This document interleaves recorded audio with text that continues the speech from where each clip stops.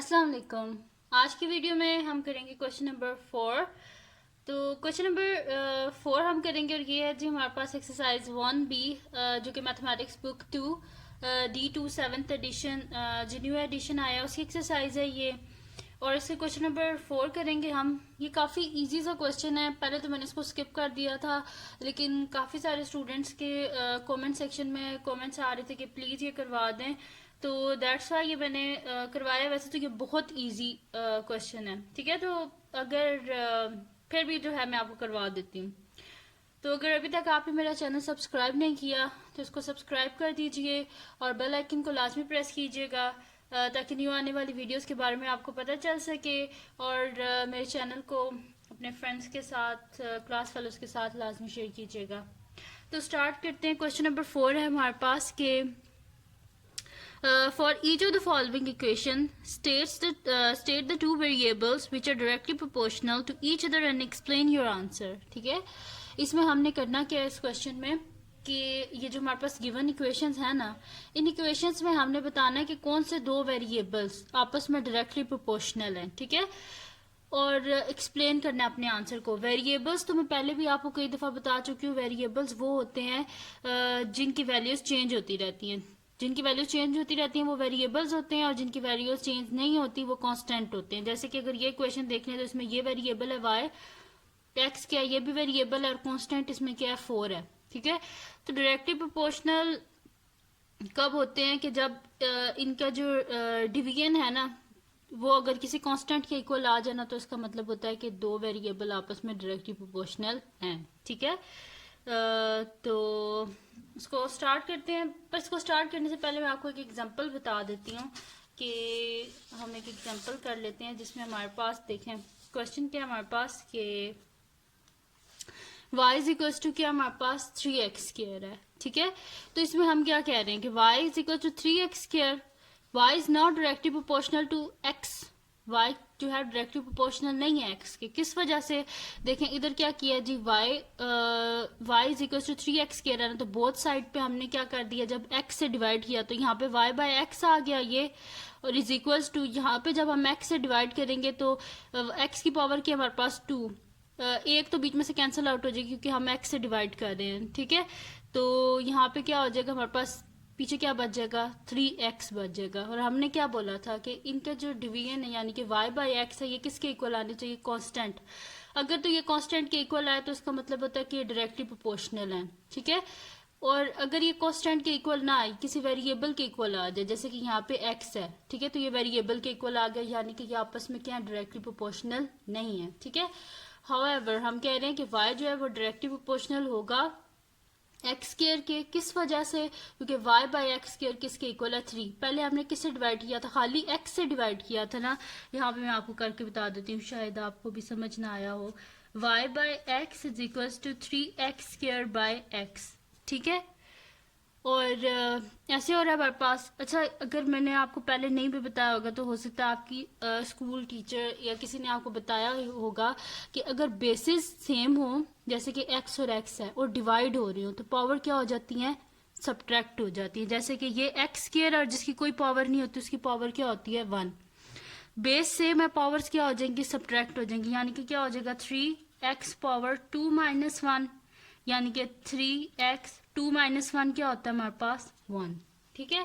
और 3x की power 1 भी क्या होता है, किसी भी चीज की पावर 1 वही चीज होती है, यानी कि 3x ही हो गया।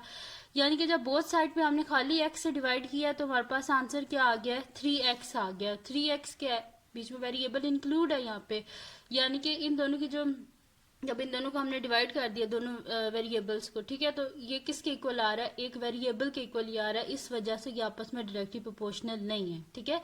जब इनकी डिवीजन किसी कांस्टेंट के इक्वल आएगी तो ये आपस में डायरेक्टली प्रोपोर्शनल होंगे, ठीक है। तो इसी क्वेश्चन में सेकंड टाइम हमने क्या किया, बोथ साइड पे एक्स स्क्वायर से हमने डिवाइड कर दिया। जब एक्स स्क्वायर से डिवाइड कर दिया तो यहाँ पे क्या आ गया, Y by x square is equal to 3। तो 3 क्या हमारे पास कॉन्स्टेंट है, ठीक है, तो ये क्या आपस में डायरेक्टली प्रोपोर्शनल है, वाई और एक्स स्क्वायर। एक और तरीके है वो भी आप इस तरह कर सकते हैं कि आप क्या कर ले, लेट कर ले कि कैपिटल एक्स किसके, इसी क्वेश्चन में कैपिटल एक्स को आप लेट कर लें कि ये आपके पास क्या है, एक्स स्क्वायर है, और कैपिटल वाई को आप लेट कर ले कि वो या y को y रहने थे, क्योंकि y के में कोई वो स्केयर या कुछ इस तरह इन्वॉल्व तो नहीं है ना। तो x किसके इक्वल आ जाएगा, एक्स स्केयर सच दैट हमारे पास क्या था, y is equal to 3x square, X square की जगह रिप्लेस कर दे x से, ठीक है। अब क्या कर दे, बोथ साइड पे x से डिवाइड कर दे, तो हमारे पास क्या हो जाएगा, y बाई एक्स, x और x कैंसिल हो जाएंगे, इज इक्वल टू 3। तो y बाई एक्स किसके इक्वल आ गया, 3 के, और 3 के कांस्टेंट, यानी कि इन दोनों की डिवीजन किसके इक्वल आ गया, कांस्टेंट के इक्वल आ गया। तो ये आपस में क्या डायरेक्टली प्रोपोर्शनल है। तो इस वजह से हम लिख देंगे y is directly proportional to x, where x किसके इक्वल है हमारे पास, x स्क्वायर के।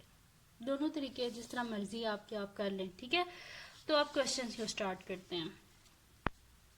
तो जी अब क्वेश्चन की तरफ दोबारा आते हैं कि क्वेश्चन क्या है जी हमारे पास, कि for each of the following equation state the two variables which are directly proportional to each other and explain your answer, ठीक है। अब इसमें हमने बताना है कि जो गिवन क्वेश्चंस हैं इसमें से कौन कौन से आपस में डायरेक्टली प्रोपोर्शनल हैं, ठीक है।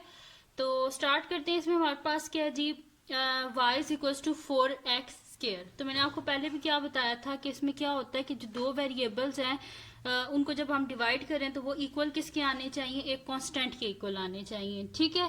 तो हम यहाँ पे क्या करते हैं कि बोथ साइड पे ना, क्योंकि किसके साथ कोफिशिएंट, इसका कोफिशिएंट 4 है ना, तो हमें यहाँ पे क्या चाहिए कि इन दोनों के जो डिवीजन है वो इक्वल टू 4 चाहिए, कांस्टेंट के इक्वल चाहिए। तो हम क्या करेंगे, फर्स्ट स्टेप में बोथ साइड पे क्या कर देंगे, एक्स स्क्वायर से डिवाइड। सोल्यूशन लिख लेते हैं। हमारे पास क्या है जी, y is equals to 4x square. ये हमारे पास बोथ साइड पे क्या कर देते हैं, हम x स्क्वायर से डिवाइड कर देते हैं, ठीक है।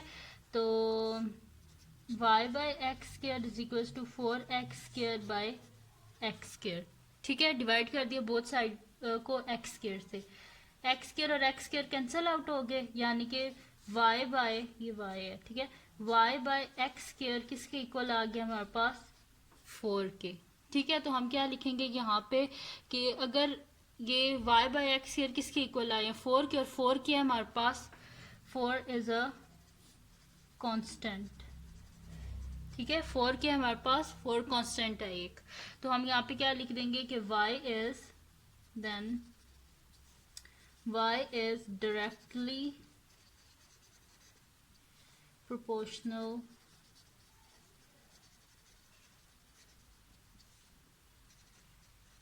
y क्या हमारे पास डायरेक्टली प्रोपोर्शनल है x स्क्वायर के, ठीक है। तो हमारे पास क्या आ गया, y is directly proportional to x square, यानी कि हम क्या लिख देंगे, इसमें कौन से दो वेरिएबल्स हैं जो आपस में डायरेक्टली प्रोपोर्शनल हैं। सो वो हैं जी हमारे पास y एंड एक्स स्क्वायर, ये दोनों आपस में क्या है, डायरेक्टली प्रोपोर्शनल है, ठीक है। यहाँ तक भी आंसर काफी है कि y directly proportional to x square. लेकिन काफी सारे स्टूडेंट कहते हैं कि मतलब कि बुक में जो है वो आना चाहिए, तो बुक वाला अगर आप वो देखना चाहते हैं तो y और एक्स स्क्वायर आपस में क्या है, डायरेक्टली प्रोपोर्शनल है, ठीक है। तो ये आ गया हमारे पास answer, y and x square are directly proportional, ये एंड में आप लिख लीजिएगा, ठीक है। तो आप क्या कर लेते हैं, सेकंड पार्ट इसका करते हैं हम, ठीक है। तो आप सेकंड पार्ट का सॉल्यूशन स्टार्ट करते हैं। y is equal to 3 under root x है हमारे पास, ठीक है। तो फर्स्ट ऑफ ऑल क्वेश्चन लिख लेते हैं, y is equal to 3 under root x, both side पे अंडर रूट एक्स से डिवाइड कर देते हैं,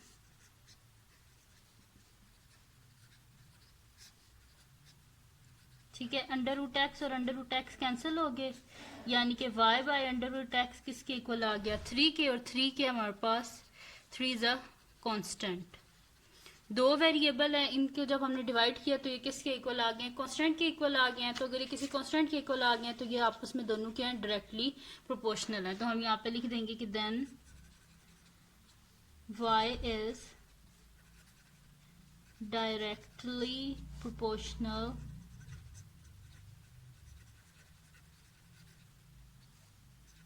टू अंडर रूट एक्स, ठीक है। तो कौन से दो वेरिएबल्स हैं जो आपस में डायरेक्टली प्रोपोर्शनल हैं, वो हैं जी y एंड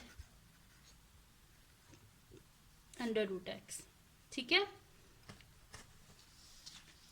तो y and x are directly proportional, बेशक ये नीचे दोबारा लिख दें, आर डायरेक्टली प्रोपोर्शनल।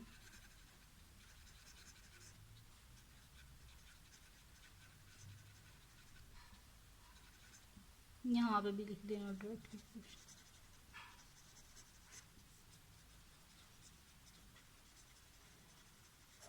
ठीक है, अब मर्जी है आपकी, ये लिख दें y directly proportional to x square, या फिर ये लिख दें कि y and x square are directly proportional to each other. ठीक है, अच्छा अब इसके बाद इसका नेक्स्ट क्वेश्चन करते हैं, क्योंकि वैसे तो मैंने 2 पार्ट्स ही कराने थे, लेकिन फिर स्टूडेंट्स कहते हैं कि आपने सारे पार्ट्स ही करवाने हैं, तो दैट्स वाई ये करते हैं हम। ठीक है, हमारे पास क्या है जी, y square is equals to 5x cube है हमारे पास। ठीक है, सोल्यूशन इसका स्टार्ट करते हैं। हमारे पास क्या है जी, y square is equals to 5x cube. इसमें क्या कर देते हैं, बोथ साइड पे x क्यूब से हम क्या कर देते हैं, डिवाइड कर देते हैं, तो x क्यूब और x क्यूब आपस में कैंसिल आउट हो गए। हमारे पास क्या आ गया, y square by x cube is equals to 5, और 5 क्या है, 5 इज अ कांस्टेंट। ठीक है, अगर 5 कांस्टेंट है देन हमारे पास क्या आ जाएगा कि then y square and x cube are directly proportional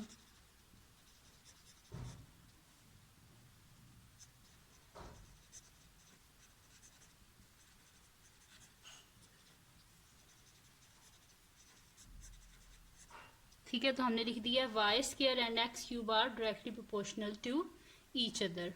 ठीक है, इजी से बहुत इजी क्वेश्चंस हैं, 2 स्टेप्स के हैं बस। ठीक है, नेक्स्ट है जी हमारे पास p cube and q square. ठीक है, अब इसमें आपने परेशान नहीं होना कि इसके साथ कोई कांस्टेंट नहीं है, तो जिसके साथ कोई कांस्टेंट नहीं होता उसके साथ क्या होता है, 1 होता है। तो यहाँ पे हम सोल्यूशन लिख लेते हैं। ठीक है, क्या है जी हमारे पास p cube and q square, both side पे क्या कर देते हैं, क्यू स्क्वायर से डिवाइड कर देते हैं। क्यू स्क्वायर और क्यू स्क्वायर कैंसिल आउट हो गए, 1 आ गया, यानी कि हमारे पास क्या आ जाएगा, p cube divided by q square is equals to 1, और 1 क्या है, 1 इज अ कांस्टेंट। ठीक है, देन हम क्या लिख देंगे कि p cube and q square are directly proportional to each other। ठीक है, तो हमने लिख दिया है कि p cube and q square के आपस में डायरेक्टली प्रोपोर्शनल हैं। ठीक है, तो बड़े इजी से ये क्वेश्चंस हैं, जिसमें हमने क्या करना था कि जस्ट बताना था कि कौन से वेरिएबल जो हैं वो आपस में डायरेक्टली प्रोपोर्शनल है। वेरिएबल वो होते हैं कि जिनकी वैल्यूज चेंज होती रहती हैं, और कांस्टेंट वो होते हैं कि जिनकी वैल्यू कभी चेंज नहीं होती। अगर 5 है तो वो 5 ही रहेगा, इसकी वैल्यू चेंज नहीं हो सकती, लेकिन x की वैल्यू जो है वो कुछ भी हो सकती है। तो ये इस वजह से वेरिएबल है और ये कांस्टेंट है। ठीक है, तो ये थी जी आज की वीडियो। अगर आपको पसंद आई हो तो इसको लाइक कीजिएगा, मेरे चैनल को सब्सक्राइब कीजिएगा, और बेल आइकन को लाजमी प्रेस कीजिएगा ताकि आपको न्यू आने वाली वीडियोस के बारे में पता चल सके। और अपने फ्रेंड्स के साथ, क्लास फेलोज के साथ इस वीडियो को शेयर कीजिएगा, और उनको भी बोलिएगा कि वो सब्सक्राइब कर दें, और दुआओं में याद रखिएगा। अल्लाह हाफ़िज़।